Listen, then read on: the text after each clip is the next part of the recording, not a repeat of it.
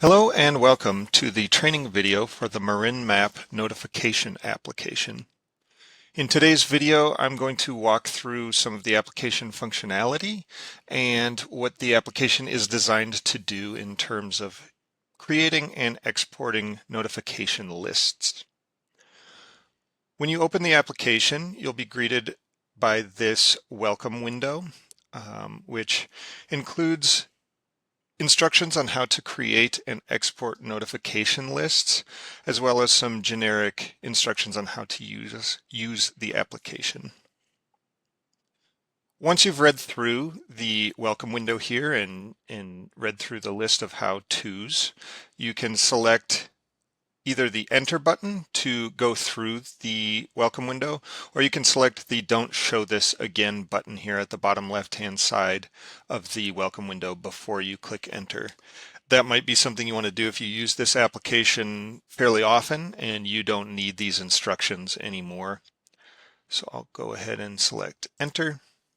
And one thing to note with that welcome window is that if you need to access it again while you're utilizing the application, you can always do so by selecting the Open Splash Screen button here on the top of the application in the header menu. It's this little information icon. If you select that, that welcome window will appear again. And then you can just click enter again to get through that and get back to the application. So I'll begin the instructions by walking through some of the basic functionality that is included in the application.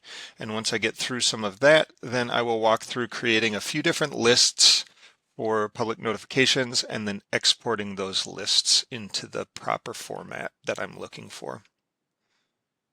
So if I can direct your attention to the top right-hand side of the map portion of the application here, we've got a default map view button, and that can be used, let's say I'm zoomed into the application here and I'm looking at a specific area, and then I want to go back out to that default extent of the map that was on the map when the application loaded. I can select that default map view button and it will bring me back out to that home default view. Below that, we've got the reset map orientation. Now, this isn't going to be very heavily used for desktop users, but if people are accessing this via their mobile device, and when they zoom in, you can reset the orientation with your fingers when you're tapping on the screen, and sometimes that can get a little confusing. You might not be oriented the correct way. So on that mobile application, you can tap this reset map orientation and it will give you that north to south orientation that the application loads with. Below that, we've got a Find My Location button. Again, this is not going to be very heavily used on the desktop side of things. This is designed for mobile devices as well. And what this button does is when that's tapped on a mobile device that's GPS enabled, it will bring the user to their live location on the map and show them as a blue dot on the map. So if you're out in the field on your mobile device accessing this application and you want to view some of the available layers on this application that are near you in real time, you can tap that Find My Location button and it will bring you to your live location and you can investigate what's around you on the application. Below that, we've got zoom in and zoom out buttons. They do exactly what they sound like they would do. If you select zoom in, it zooms the map in, and if I select zoom out, it zooms the map out. That can also be accomplished with your mouse wheel on your mouse when you're accessing the application. I'll go back out to the default map view. Next, I'd like to walk through the tools available at the top left-hand side of the map here. So I'll start with the search here. And this is set to search on the tax parcels layer that is within the application via the address carried on the tax parcels layer. So I'll do an example here of 456 Belvedere Ave in Belvedere. And you can see I've only entered in a portion of that address, and it's going to give me results here based off of a contains search, which you can see is highlighted here in the search results. So once I get that address that I'm looking for, I'm going to just click it, and then it's going to zoom me to that location on the map, and it's going to show me the parcel information tied to that tax parcel that I've searched, and then show it highlighted here on the map. It's a pretty basic functionality, but a quick way to find a specific address or tax parcel that you're looking for. I'll close that out and cancel my search. Next, I'm going to open the legend here. And the legend is just going to show me all layers that are turned on currently within the application. So if there's an active layer in the map, it's going to show in the legend here.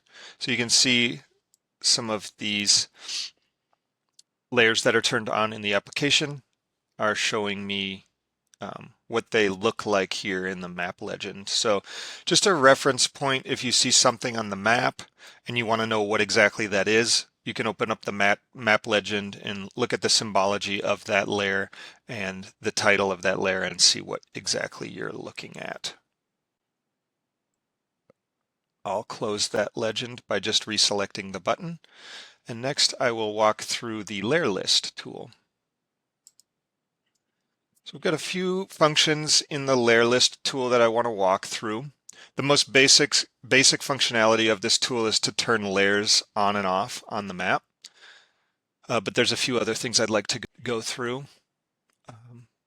The first of which is group layers. You'll see here next to transportation and notifications and tax parcels, we've got this little kind of caret icon. And when I hover over that, it says expand. So I'll do that. I'll click that expand button, and you can see I've got these sort of sub layers, which are all like or themed layers that are tied to that group. So in this case, it's all transportation related layers living within the transportation group.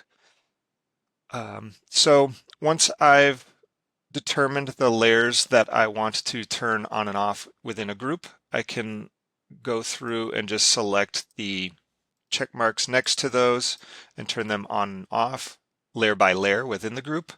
Or if I want to turn on the entirety of a group all at once, I can just select that check mark next to the transportation group here, and all of those transportation layers within that group will turn on the map. To mention within the map layers tool is that sometimes layers will appear grayed out, such as this county milepost layer here in the transportation group.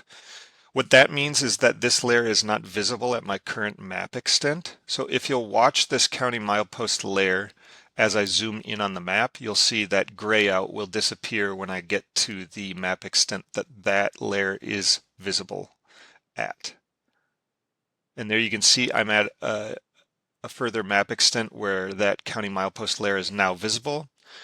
Those mileposts have turned on, and that is now showing as not grayed out anymore. And then if I zoom back out past that extent, it's going to not show on the map any longer, and then it's going to be showing as grayed out.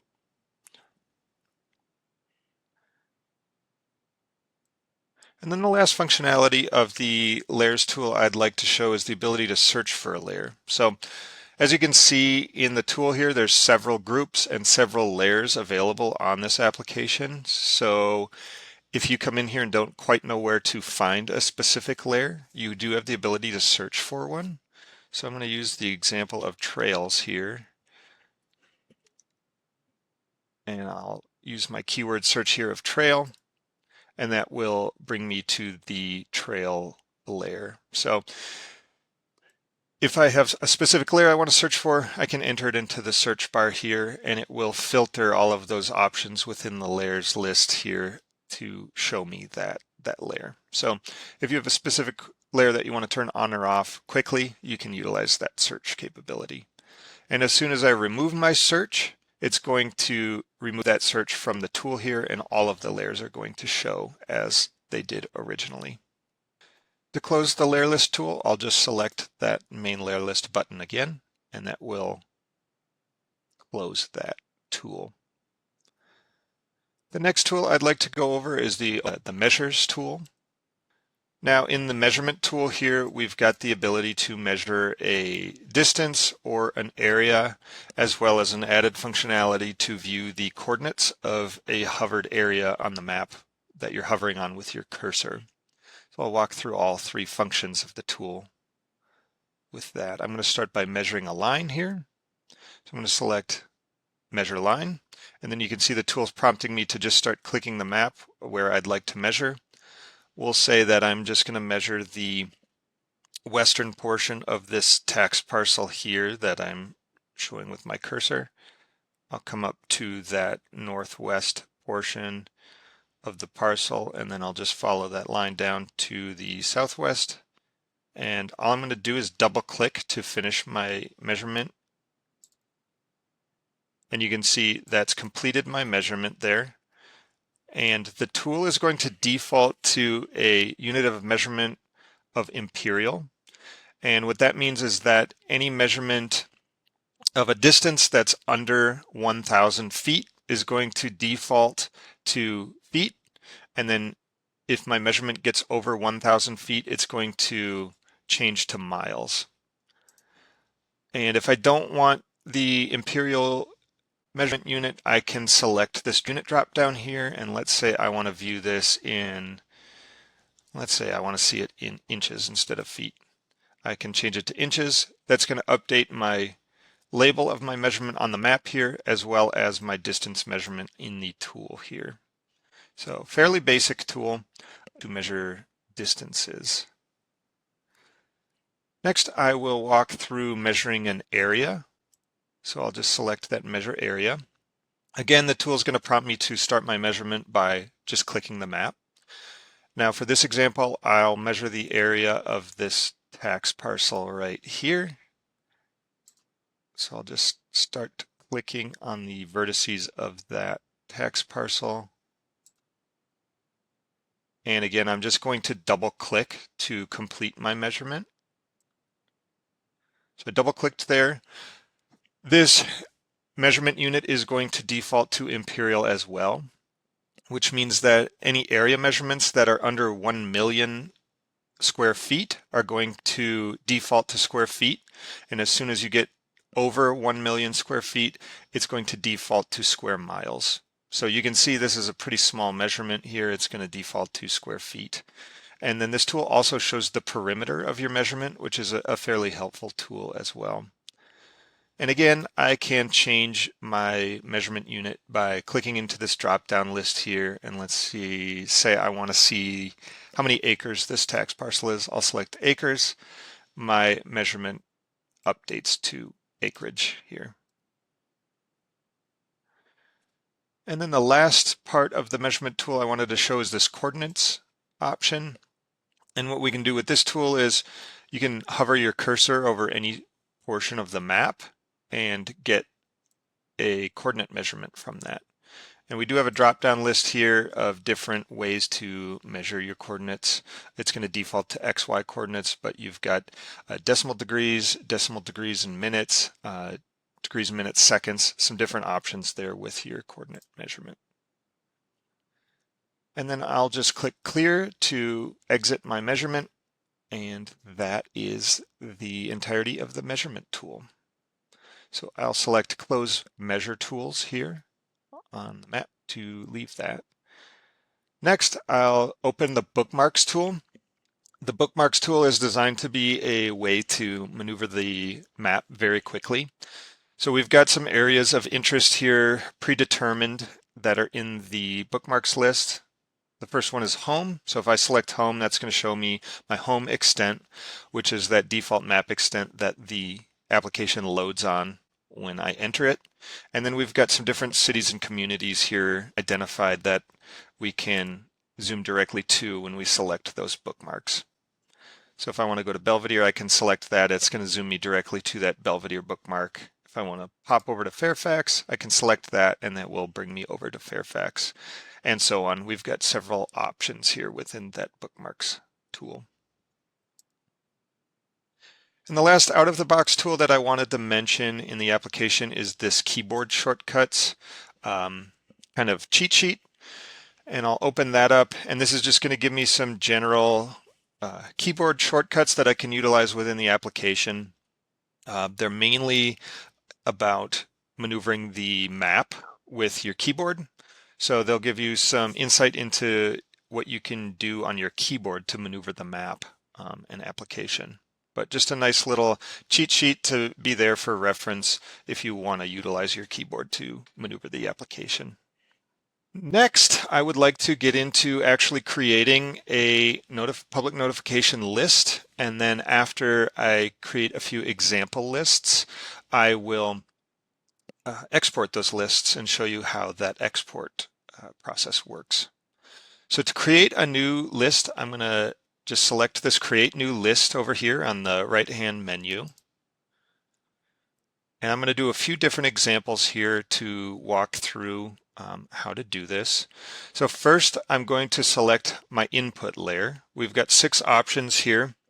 We've got PDF and CSV options. The way this application is designed, you will have to select the correct PDF or CSV option for your list in order for them to export as expected with the correct formatting. So for my first example here, I'm going to want the actual taxpayers and owners of the parcels that I'm going to be selecting. We do have the ability to select current residence, so that's going to give us that tax parcel's address, and then in the address line it's just going to write current residence. And then we've got some separate non-owner occupant options here for PDF and CSV, and those are parcels that have been identified that have non-owner occupants living within them. So for my first example here, I'm going to just select Owner's PDF because I want this list to be exported as a PDF. And then I will search for my example address here, which is 456 Belvedere Ave. So I'll run my address search and it will zoom me to that address. And then the tool here is going to be defaulted to a search distance of 300 feet. So it's going to give me a buffer of 300 feet around my searched for a tax parcel here. If I want to change that, I can just manually update that. Let's say I wanted that search distance to be 500 feet. I can type that in and it's going to automatically update that buffer to 500 feet. And what that buffer is denoting is my list would be returning all of these tax parcels that are 500 feet out from that searched for tax parcel. So I'll return this search distance to 300 feet, and now I'll get just those tax parcels that are intersecting that 300-foot buffer of my searched for parcel here. I do have the ability to update my list name. This can be really important to update if you're creating multiple lists. So I'll keep this address in here and the 300 feet, but I'm going to just add the owner's PDF to the back end of my list name, and that's going to tell me what my input layer is on that list when I go to export it later. So I'll just select Done, and now I've created my first list. So I'm going to create one more list here with that address, and then I'll work through another list after that as well. For this list, let's say that I want a CSV list for current residents. So I'm going to change that input layer to the current residence CSV because I'm going to be exporting that out as an Excel CSV. I'll use my same address here for an example. Again, it's going to zoom me to that location. And we'll leave that search distance at 300 feet again if I wanted to change that buffer and increase the number of returned parcels with my list. I could update that to be 500 or 600 feet or whatever it might be.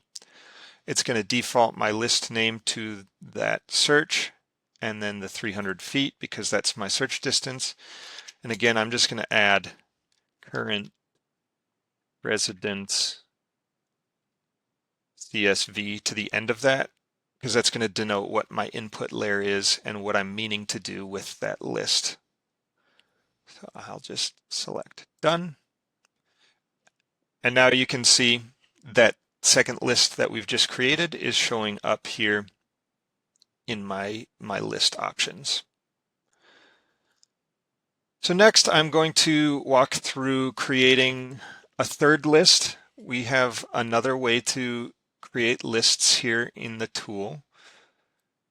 So I'm going to select my input layer here. We'll say with this selection, I'm going to go with owner information and a PDF again.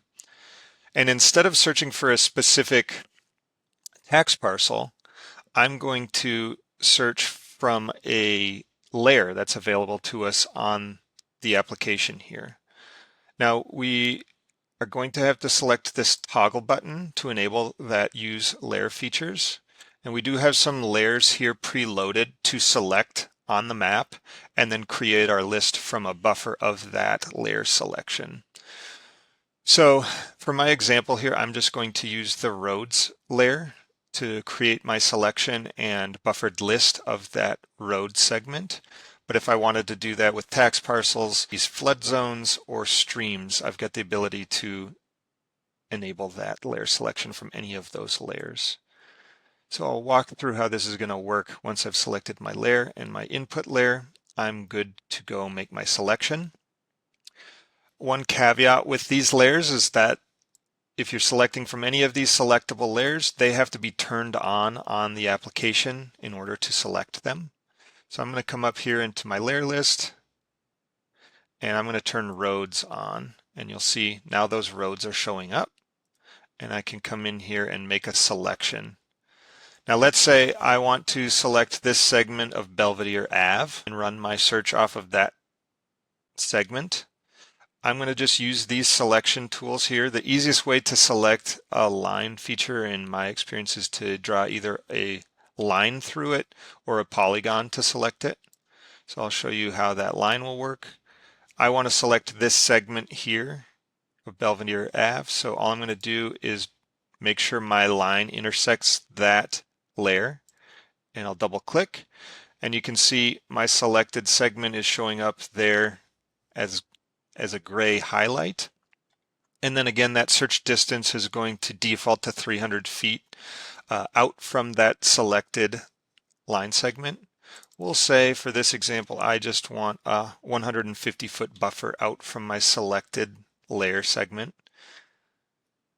And I'm going to update this list name to make a little bit more sense for me. So I'm going to say Belvedere Ave segment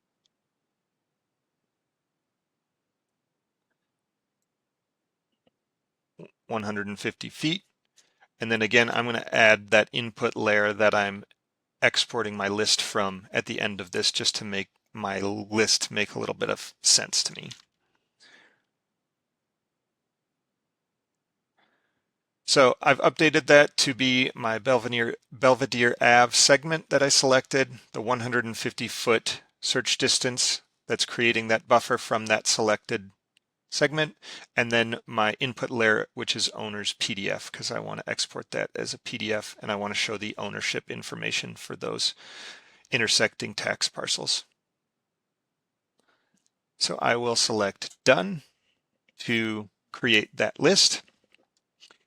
And I could continue on my merry way. If I had more lists to create to export, I could continue to create those. But we'll say this is all I want to do for now, is these three lists. To export those, I'm just going to move over in the sidebar menu here to the Export tab, which is available at the top right of the tool. And what this export tool is going to do by default is select all of your lists to export at once. Unfortunately, the tool is not the smoothest with its exporting, so I would suggest not exporting all at the same time. They kind of blend into each other when you do that. So if you've got several lists, I suggest exporting them one by one. It's going to look a little bit cleaner when you do it that way. So let's say with this export, I want to export my first list that I created, which was that address search for a 56 Belvedere Ave, where I buffered 300 feet out, and I'm looking at the owner's PDFs. Because I'm exporting as PDF, I'm going to keep this selected as PDF, and then my PDF options, I'm going to have results selected by default. We have several format options here. So if I want to view my list of addresses in a specific format, we've got several pre-configured formats here. I'm going to leave it on the 30 per page. In my experience, that displays fairly nice. I'm going to add a title. So I'm going to say 456 Belvedere Ave, 300 feet, owner PDF. And that's just going to show that title that I just outlined here on my export now. And then I'm going to select map because that's going to show my current map view on my PDF export. And I'm also going to select list graphics, and that's going to show me that full buffer that this list was created on. And one tip with the list graphics here is to zoom out on the map before you export your PDF. Unfortunately, the default view can sometimes cut off your buffer if it's a specific size. So best case is to always just zoom out one level, and that way it will ensure that your full buffer will show on your PDF export. So now I'll just select export, and that's going to send that PDF to my downloads. And I will select that PDF that just went to my downloads. And now you can see I've got my list of owners within 300 feet of my selected tax parcel. And then I've also got that reference map of that centered tax parcel with the buffer that I created this list with. So all of these addresses that I'm seeing here are these intersecting tax parcels that are 300 feet from the boundary of my searched for tax parcel. I'll exit out of that example. And next I will walk through exporting a CSV. So this CSV export is basically the same exact search that I did for my first PDF here, except for the fact that I'm going to be showing current residents, and I'm going to be exporting that list out to CSV. So I've selected my CSV in my list when I've created, and I'm going to have to do the same here in my export options when I'm exporting a list out as a spreadsheet.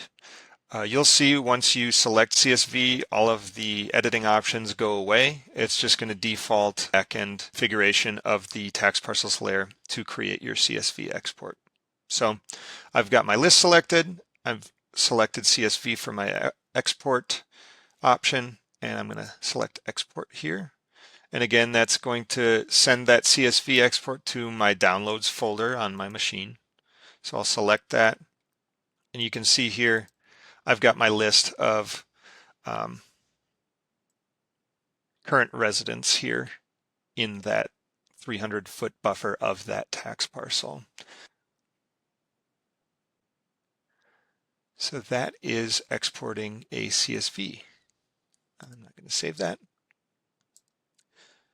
And then finally, we will export my road segment selection.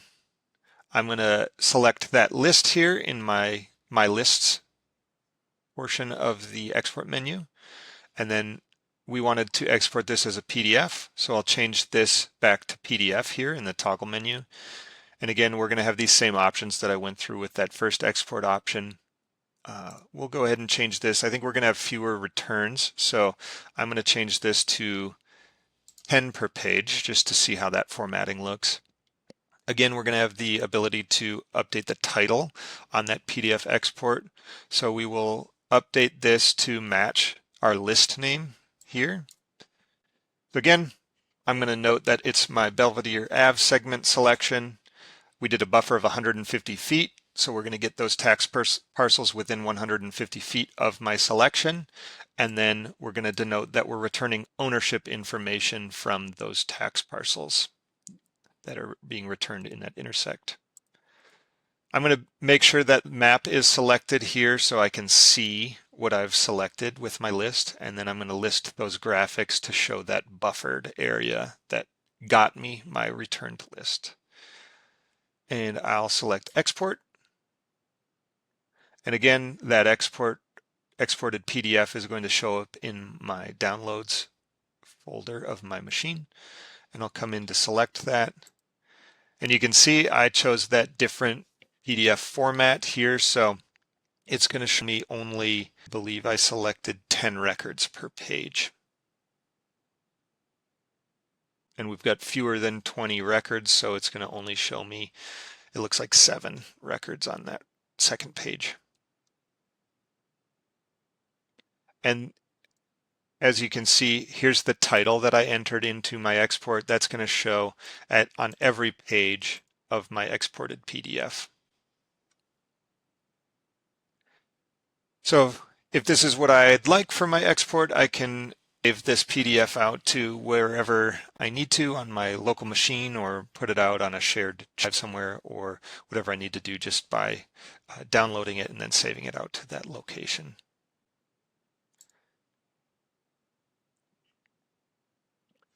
With that, that is all I had for my demo here in the MarinMap notification application instructional video. I hope you found this video to be helpful and that it will help you create lists and export those lists out into PDF and CSV format, and that your lists will make sense to you utilizing this tool. Thank you very much for your time.